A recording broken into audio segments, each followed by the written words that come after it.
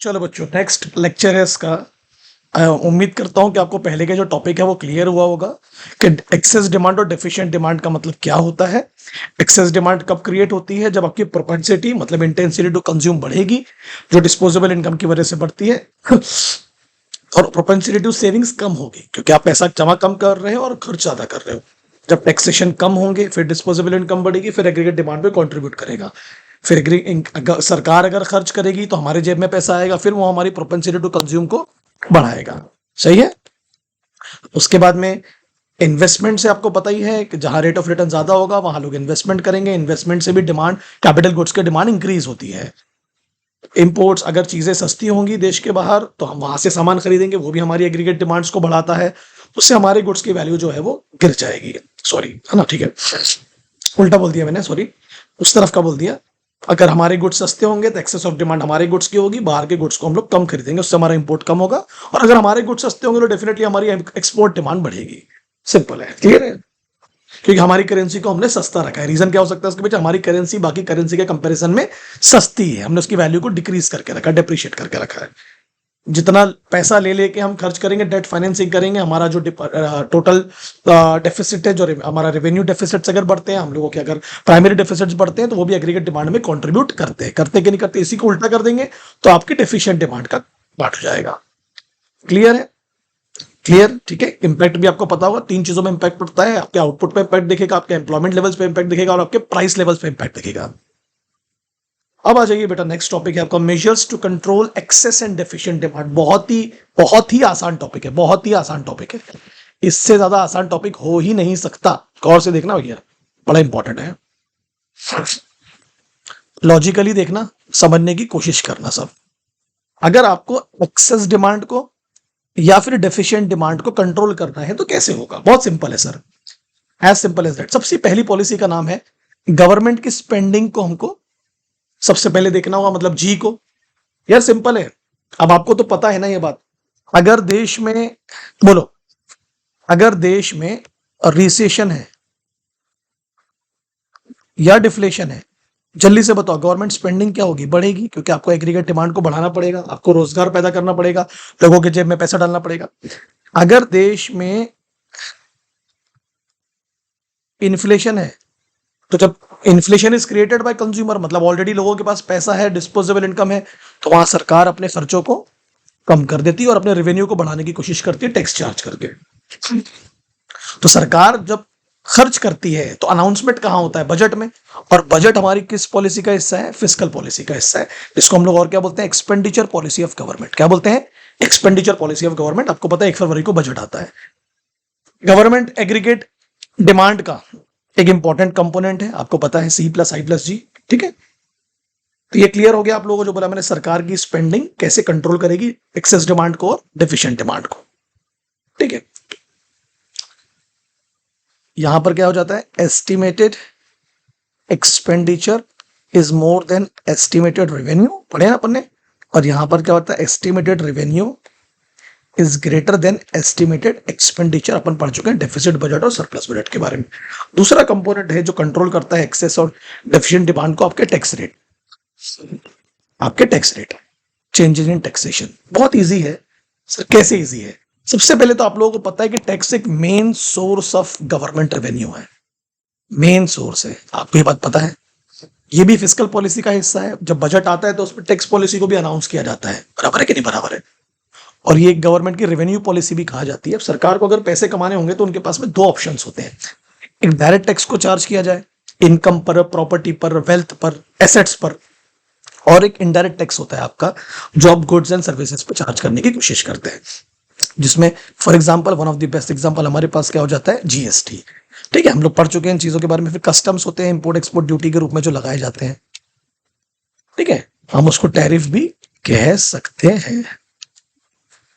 और direct tax में आपको पता है कि आपकी इनकम टैक्स आ जाती है,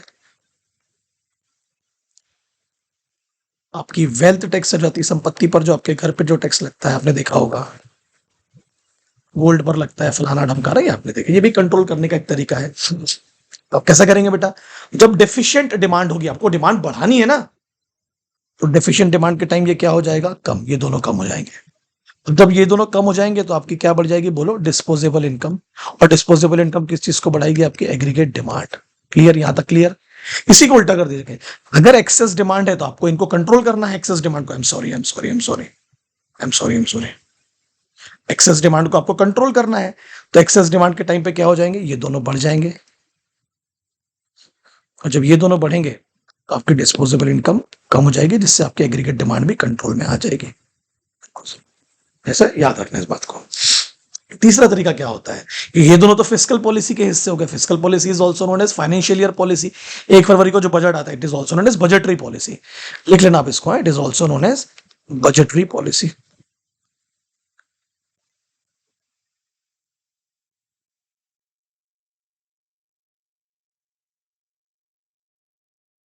change in money supply, sir ये क्या है, ये मॉनेटरी पॉलिसी का पार्ट है। आपको पता है ना, दो तरीके से हम लोग अपने मनी सप्लाई को, एग्रीगेट डिमांड को कंट्रोल करते हैं। इसको अवेलेबिलिटी ऑफ क्रेडिट भी कहा जा सकता है। अच्छा, अब आपको नाम सुनते ही क्लियर हो रहा होगा कि ये पॉलिसी को इंप्लीमेंट कौन करेगा, reserve bank of India. Policy, इस पॉलिसी को अडॉप्ट कौन करता है, बताइए, सेंट्रल बैंक, जो हमारे देश में, जिसको हम आरबीआई कहते हैं। दो तरीके से कंट्रोल करेगा वो, एक्सेस डिमांड को और डेफिशिएंट डिमांड को। एक क्रेडिट कंट्रोल कर कर और एक मनी सप्लाई को कंट्रोल कर कर। ठीक है, क्लियर, समझने की कोशिश करते हैं कैसे। पूरा चैप्टर ही खत्म कर दूंगा मैं, ऐसे पढ़ाऊंगा कि पुराने चैप्टर भी रिवाइज हो जाएंगे आप। दो मेजरमेंट होते हैं, एक होता है क्वांटिटेटिव तरीके से कंट्रोल करना मनी सप्लाई को और अवेलेबिलिटी ऑफ क्रेडिट को। सबसे पहला तरीका क्या होता है क्वांटिटेटिव में, जिसको हम लोग बोलते हैं बैंक रेट।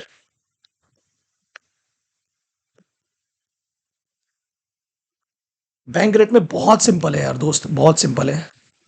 जब reserve bank of India charged rate of interest on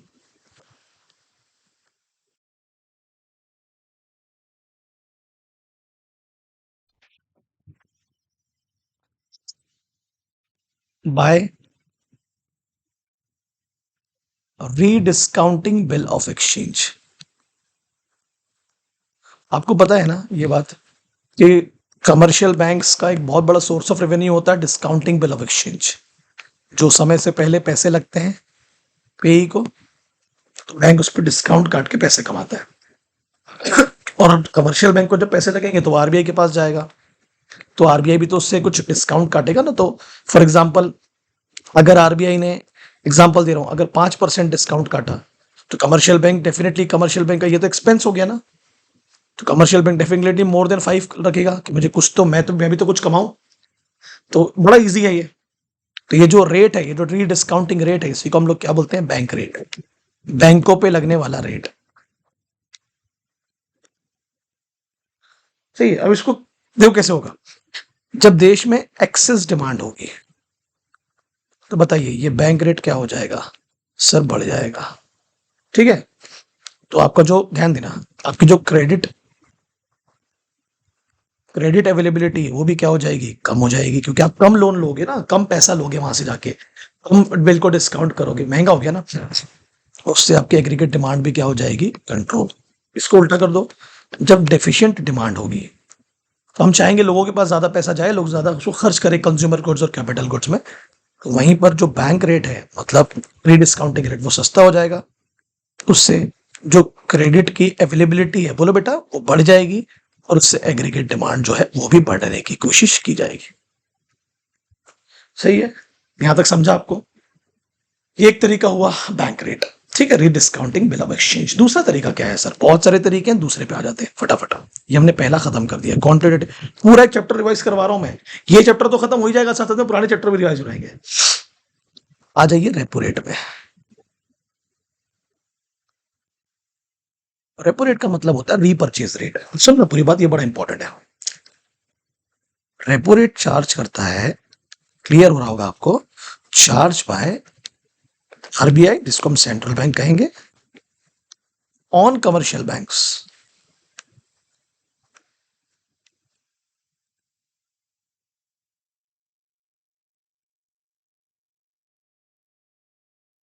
with an agreement,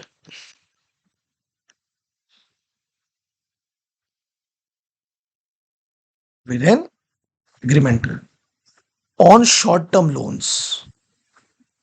जो क्वार्टरली लोन लेते हैं ना 3-3 महीने का, उसी की तो बात चल रही है ये। बैंक लेते हैं ना आरबीआई से लोन, शॉर्ट टर्म लोन्स, और हर 3 महीने में ऑब्जर्व करते हैं कि लोन देने और लेने पर क्या असर पड़ा मार्केट में, विद एन एग्रीमेंट। क्या एग्रीमेंट था? To repurchase the security at future date. जब कमर्शियल बैंक ने लोन लिया, किससे? बोलो। आरबीआई से। तो आरबीआई ने उसकी सिक्योरिटी को अपने पास में रख लिया, ठीक है, खरीद लिया भी बोल सकते हैं, है ना, कोलेटरल के रूप में भी रख लिया, और बोला कि अगर मेरे लोन देने के बाद इकोनॉमी में कोई इंपैक्ट होता है तो अपन एक एग्रीमेंट साइन करते हैं कि फिर यही सिक्योरिटी तू मेरे से वापस खरीद। अगर जैसे मान ले मैंने तेरे को लोन दिया, तूने जम के लोन मार्केट में बांटा, उससे इन्फ्लेशन आया, तो अब मुझे तेरे पास से पैसा कम करना पड़ेगा ना, तो मैं तेरे को महंगे में बेचूंगा, तो तेरे को अच्छे खासे पैसे मिलेंगे ना। सुनना पूरी बात को। तो वो जो कमर्शियल बैंक का पैसा होगा, क्या बोलेगा वो, कि तेरी वजह से इन्फ्लेशन क्रिएट हुआ, अब तो यही सिक्योरिटी को, ध्यान देना, ज्यादा प्राइस पर खरीदो उससे। ये एक एग्रीमेंट होता है, ठीक है। अपनी ही सिक्योरिटी को अब ज्यादा पैसा कमर्शियल बैंक का किसके पास चले जाएगा? आरबीआई के पास में। उससे इन्फ्लेशन कंट्रोल हो सकता है, मनी सप्लाई कम हो जाएगा। तो अगर इसको लॉजिकली देखें तो बोलो, जब एक्सेस डिमांड होगी, जब देश में इन्फ्लेशन होगा, तो बताइए रेपो रेट क्या होगा? बोलिए। रिपर्चेज रेट, ज्यादा पैसे मांगे जाएंगे कमर्शियल बैंक से, बढ़ेगा। बोलो बेटा। रेपो रेट बढ़ेगा सर 100%। उससे जो अवेलेबिलिटी ऑफ क्रेडिट है वो भी क्या हो जाएगी? कम, क्योंकि आपको ज्यादा पैसे देने पड़ेंगे कमर्शियल बैंक्स को सिक्योरिटी खरीदने के लिए, यही तो एग्रीमेंट है। और उससे एग्रीमेंट डिमांड क्या हो जाएगा? कंट्रोल या कम हो जाएगा, ऐसा हम बोल सकते हैं। इसी को आप डिफिशिएंट डिमांड में ले लो। अब हमने क्या बोला, अरे यार बड़ी मंदी है, तो सस्ते में खरीद, ज्यादा पैसा अपने पास रख, हम तेरे पे ज्यादा रेट चार्ज नहीं करेंगे, है ना। आरबीआई किसको बोल रहा है? कमर्शियल बैंक्स को। तो वहां रेपो रेट्स कम हो जाएंगे, उससे जो अवेलेबिलिटी है, ज्यादा पैसा कमर्शियल बैंक के पास होगा, वो बढ़ेगी, और उससे जो एग्रीगेट डिमांड है वो बढ़ेगी। क्लियर है? ये होता है रेपो रेट। जब कमर्शियल बैंक्स लोन लेते हैं, शॉर्ट टर्म लोन आरबीआई से, और वादा करते हैं कि हम फ्यूचर में रिपर्चेस करेंगे उन सिक्योरिटीज को, जिससे पैसे का फ्लो इधर से उधर होगा, होगा कि नहीं होगा? तो इन्फ्लेशन में वो फ्लो बढ़ जाएगा, रिसेशन में वो कम हो जाएगा, ठीक है। तो जो इंटरेस्ट रेट आरबीआई चार्ज करेगा उस 3-3 महीने के लिए, उसको हम रेपो रेट भी कह सकते हैं, या फिर जो सिक्योरिटी खरीदा जाएगा जिस रेट पर, उसको रिपर्चेज रेट भी कहा जाता है, ठीक है। ये हुआ दूसरा तरीका। इसी का एक तीसरा तरीका, जब आरबीआई लोन लेता है कमर्शियल बैंक से, उसको हम लोग कहते हैं reverse repo rate. Reverse repo rate. RBI भी तो लोन लेगा ना, और अपनी सिक्योरिटी के कोलेटरल रखकर। तो क्या होने वाला है यहाँ पर? आरबीआई या आपको सेंट्रल बैंक भी कहे, टेक लोन फ्रॉम, बोलो, कमर्शियल बैंक फॉर शॉर्ट। उनको भी तो पैसे की जरूरत पड़ती है आरबीआई को। इनको लगा कि बहुत पैसा तुमने बेटा मार्केट में दे दिया, अब तुम मेरे को दो। तो आप अगर चाहते हो कि कमर्शियल बैंक आपको पैसा दे, तो आपको उसको लालच देनी पड़ेगी ना। सुनना पूरी बात को, हाँ। तो जब एक्सेस डिमांड होगी मार्केट में, इन्फ्लेशन होगा, तो बताइए रिवर्स रेपो रेट क्या हो जाएगा? बढ़ जाएगा। आप उनको ज्यादा पैसे ऑफर करोगे, लालच दोगे, तो उनकी जो अवेलेबिलिटी ऑफ क्रेडिट मार्केट में है कमर्शियल बैंक की, वो कम हो जाएगी, क्योंकि वो आपके पास पैसा रखवाएंगे, उनको लालच मिल गई ना। फिर उससे एग्रीगेट डिमांड भी क्या हो जाएगी? कम, या उसको हम कंट्रोल भी कह सकते हैं। जब देश में वही डेफिशिएंट डिमांड होती है, रिसेशन डिफ्लेशन होता है, तो यही जो रेपो रेट्स होते हैं, बोलो बेटा, रिवर्स, ये सस्ते हो जाएंगे कि कम पैसा आप हमारे पास रखिए, ज्यादा पैसा अपने पास, है ना। रिवर्स रिवर्स रेपो रेट में उतना पैसा नहीं मिलेगा कमर्शियल बैंक को, वो बोलेगा हम तुमको भाई ज्यादा पैसा नहीं दे सकते। आरबीआई कौन बोलेगा? Commercial bank. तो कमर्शियल बैंक डेफिनेटली ज्यादा लोन पब्लिक को देगा। यहां पर हम उनको non attractive interest rate provide करें, नॉन अट्रैक्टिव, तो उससे क्या होगा? अवेलेबिलिटी ऑफ क्रेडिट मार्केट में बढ़ेगी, और उससे एग्रीगेट डिमांड भी बढ़ेगा। As simple as that, expand होगा। आरबीआई जब लोन लेता है कमर्शियल बैंक से शॉर्ट टर्म के लिए,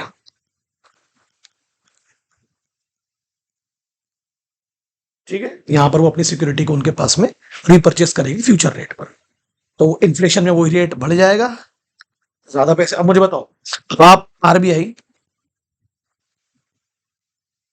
कमर्शियल बैंक से अपनी सिक्योरिटी वापस खरीदने वाला है, अब सोचो मेरी बात, सोच समझ के आंसर दो, आपको क्या होगा। खरीदने बोला यार मेरे को मेरी सिक्योरिटी वापस कर दो, तो पता है क्या होने वाला है। ठीक है ना, याद रखना इसको, शॉर्ट टर्म लोन। चौथे नंबर पे क्या है, ओपन मार्केट ऑपरेशन। ये भी बहुत इजी है।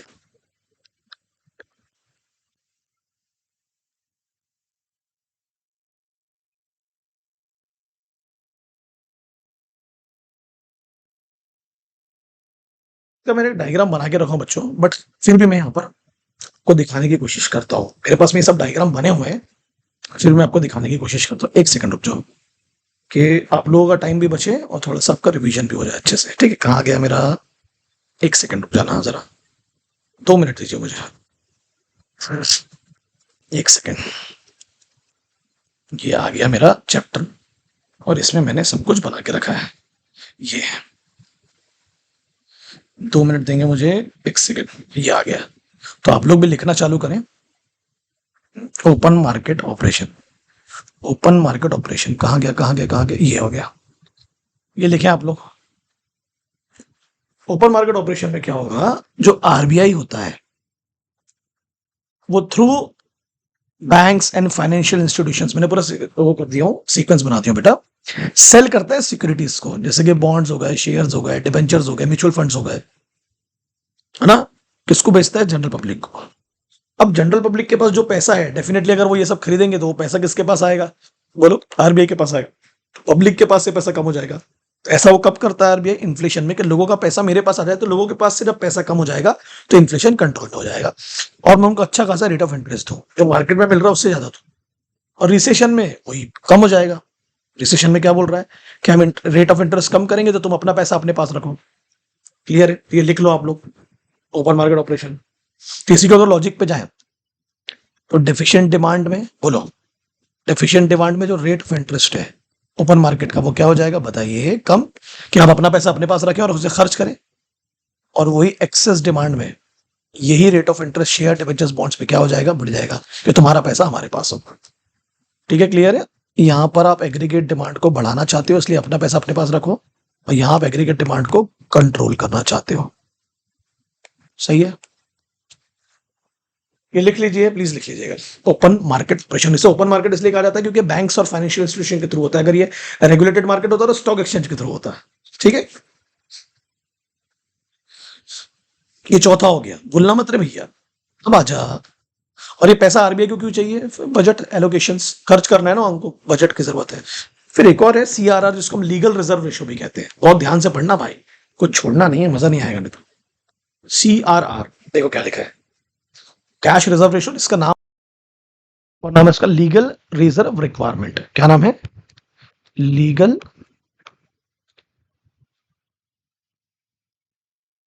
रिक्वायरमेंट।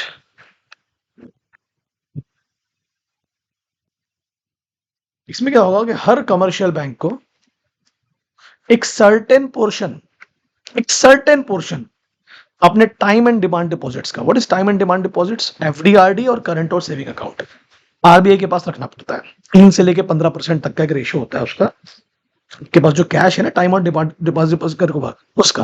तो क्या होगा, इन्फ्लेशन में क्या होगा, आपसे पैसा ले लिया जाएगा, क्योंकि आपका क्रेडिट अवेलेबिलिटी कम करवानी, क्योंकि आप बहुत पैसा दे रहे हो पब्लिक को। तो इन्फ्लेशन में सीआरआर क्या हो जाएगा, बढ़ जाएगा।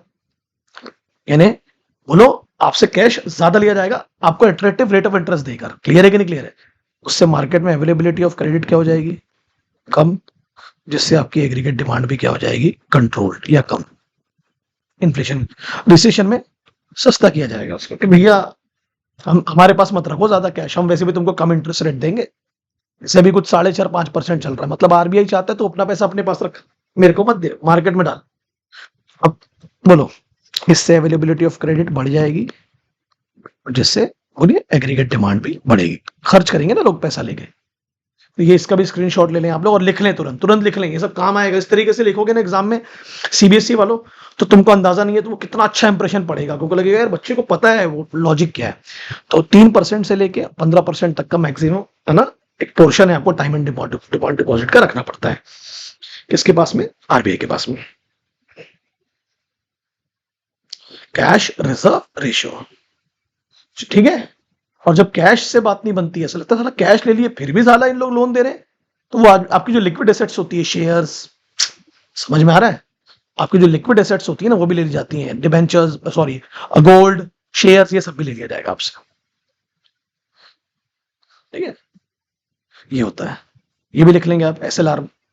इसको बोलते हैं अदर देन कैश, कि कैश तो लेंगे ही तुमसे, पता चलो तुम्हारे पास लिक्विड एसेट है, तुम उसको कैश में कन्वर्ट कर करके लोन दे रहे हो। क्या लिखा है? RBI charge liquidity ratio rates on commercial bank. उनका जैसे गोल्ड है, शेयर्स है, सिक्योरिटीज है, उनको बोलेगा ये तो तेरा लिक्विड एसेट है, ये भी मेरे पास रख, ये तो तू इसको लिक्विड कर करके लोन देगा, फिर कैश लेने का मतलब नहीं रहेगा। तो इसको आप बहुत जल्दी से बताओ, आंसर दो फटाफट, कि एक्सेस ऑफ डिमांड में, एक्सेस डिमांड जब रहेगी तो SLR भी क्या होगा आपका, बढ़ेगा, उससे आपके एग्रीगेट डिमांड कंट्रोल में आएगी, क्योंकि ज्यादा लिक्विड एसेट्स उनके पास चली जाएगी ना, आरबीआई के पास में। और बताइए डेफिशिएंट डिमांड, हम लिक्विड एसेट्स उनसे ज्यादा नहीं लेंगे, अपने पास रखो भाई, उससे उनकी लिक्विडिटी बढ़ेगी, इनकी बैंकों की, और उनसे लोन कैपेसिटी बढ़ेगी, उससे एग्रीगेट डिमांड बढ़ेगी। क्लियर है कि नहीं क्लियर है? यहाँ अवेलेबिलिटी ऑफ क्रेडिट क्या हो जाएगा, कम, और यहाँ अवेलेबिलिटी ऑफ क्रेडिट क्या हो जाएगा, बढ़ जाएगा। ये सब लिख लेना भाई साहब प्लीज, इट्स अ रिक्वेस्ट। ठीक है, तो ये आ जाओ आप लोग, ये हो गया, ये सब मैं बता रहा हूं आप लोगों को, है ना। ये हो गया क्वांटिटेटिव मेजर्स। क्या हो गए? कुछ क्वालिटेटिव भी हैं, आप हमेशा क्वांटिटी में मेजर नहीं कर पाएंगे चीजों को, तो क्वालिटेटिव मेजर्स भी हैं, वो देखने की कोशिश करते हैं आप लोगों को। 3 है।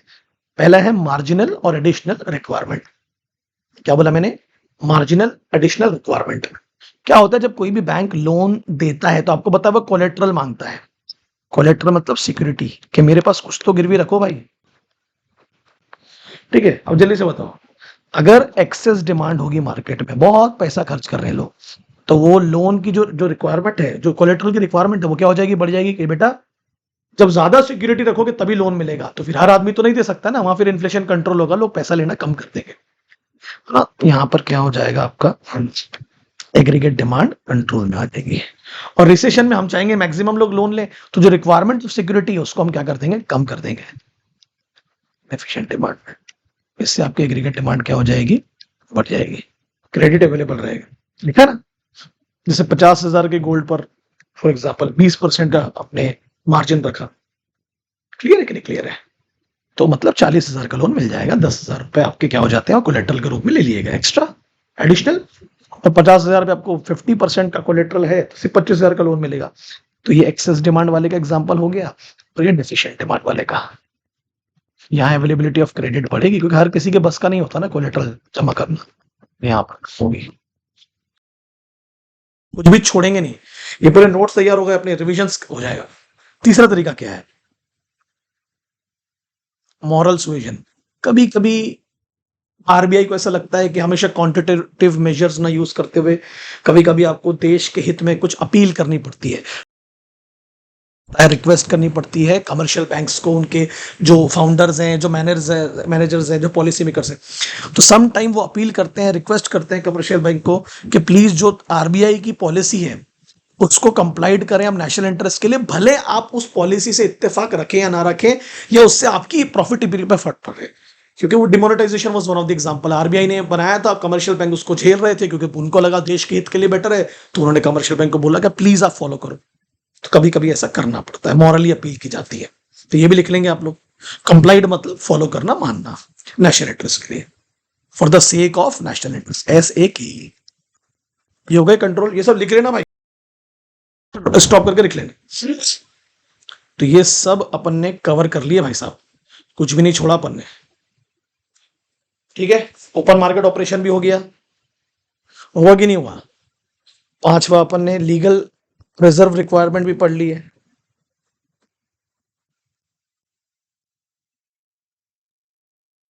उसके 2 पार्ट पढ़ लिए अपन ने, एक CRR पढ़े जो सिर्फ कैश की बात करता है, टाइम एंड डिमांड डिपॉजिट पर, और एक SLR पढ़ा जो आपके लिक्विड एसेट्स की बात करता है।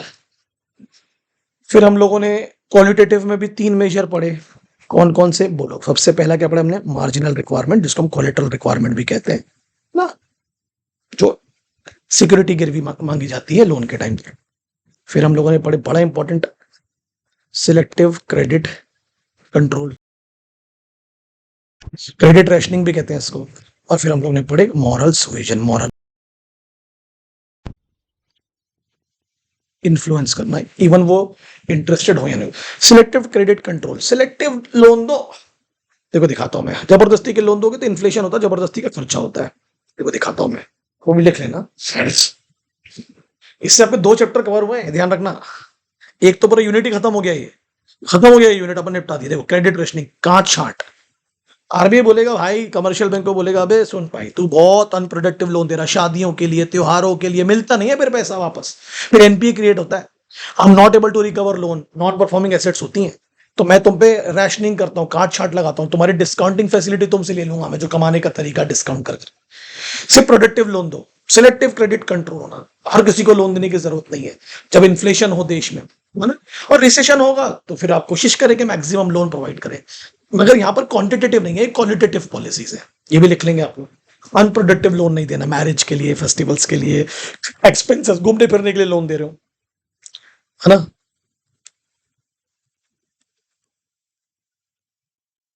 गाँव में बहुत लिए जाते हैं ऐसे लोन। क्लियर है, ये सब लिख लेंगे, हेल्प करेगा आपको। मैं उम्मीद करता हूं कि आप लोगों को पूरा का पूरा चैप्टर समझ में आ गया होगा।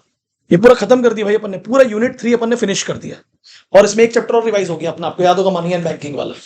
ये अपन ने निपटा दिया, ये पूरा यूनिट 3 खत्म कर दिया मैंने।